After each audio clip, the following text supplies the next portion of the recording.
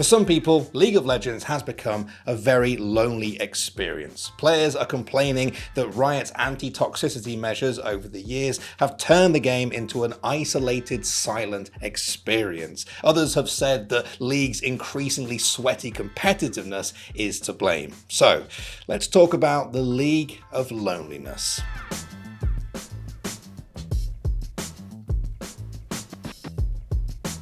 League of Legends has been called a lot of things over its 14-year history. Massive, addictive, inventive, well-balanced, poorly balanced, toxic, inspirational, frustrating, and at times, even fun.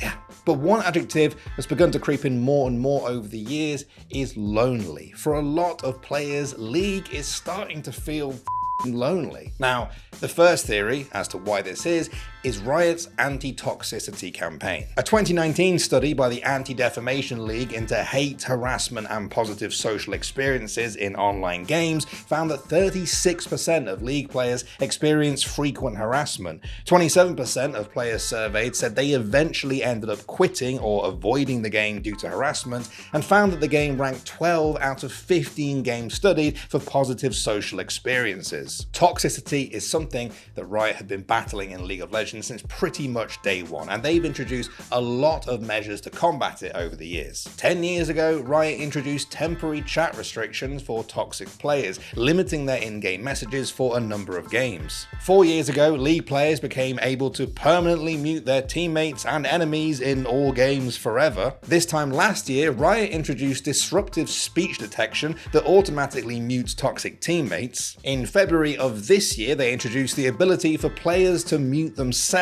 and last month Riot removed the ability for players to ping their allies. They said a significant segment of players ping their teammates' death timers and the like for non-constructive reasons, and that they think the game as a whole would be better without this. Now, Riot have been eager to share the results of these and other behavioural system changes, most recently in May, where they said they'd seen a positive trend in player behaviour thanks in part to features such as automatic muting. I only mentioned a few of Riot's measures there, but I don't think anyone can dispute they have been making a real effort to combat toxicity, and I think, anecdotally, there has been some improvement over the years. But for some players, any reduction in toxicity has kind of come at a price. They argue that League of Legends' social experience has become collateral damage in the fight against toxicity and turned the game into an isolated, solitary experience. In any given game, you have some players that are chat restricted and are unable to talk, some players that are able to talk but not willing, and some players that are able and willing to talk but won't because they've deafened every other player. And the remaining players without any communication restrictions, self-imposed or otherwise, find that they're just talking into the void. Their words and pings not being replied to, maybe not even being seen. The kind of absurdity of this situation has not been lost on the community. Many feel like the ability to communicate is being stripped away at an almost comical level. But it's not just the behavioural system that is being blamed for the League of Loneliness.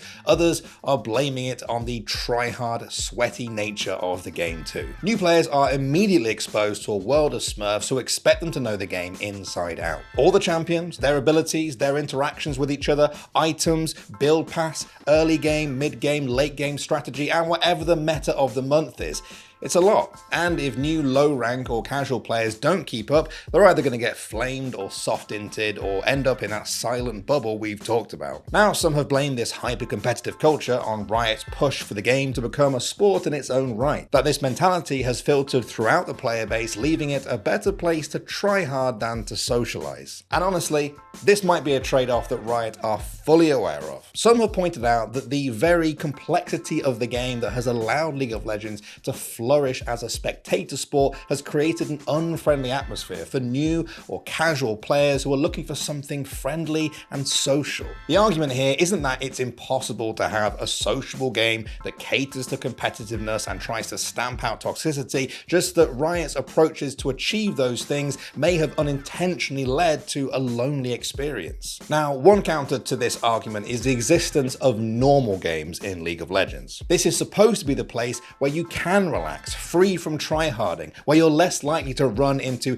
chat-restricted players or people who just full mute themselves. But even this week, there's been complaints that Riot's new policy of restricting toxic players from ranked until they complete a certain amount of normal games has turned normals into a hellscape of smurfs and trolls. But the general wisdom over the years has been, hey, if you want to chill out, chat, maybe even make a friend or two, play normals. If you want to sweat your own body weight to gain LP, that's what solo queue is for. The way I view it and the way we view it is that solo queue is it is a lonely solo-esque experience. It is only about you. There is no teamwork, there is no camaraderie, there is none of that. That's exactly what it is. It is me versus everyone else on the ladder. Even your teammates, you will verse them at some point.